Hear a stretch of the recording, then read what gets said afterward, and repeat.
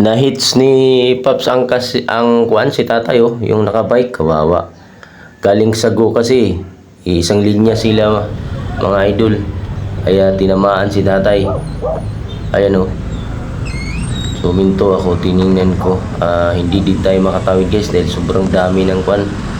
Mga motor at sasakyan dahil galing nga Sago.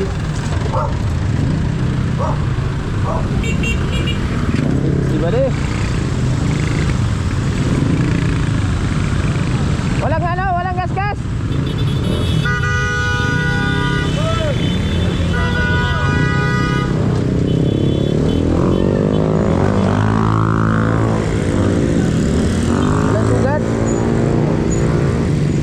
Sugat, tingnan mo.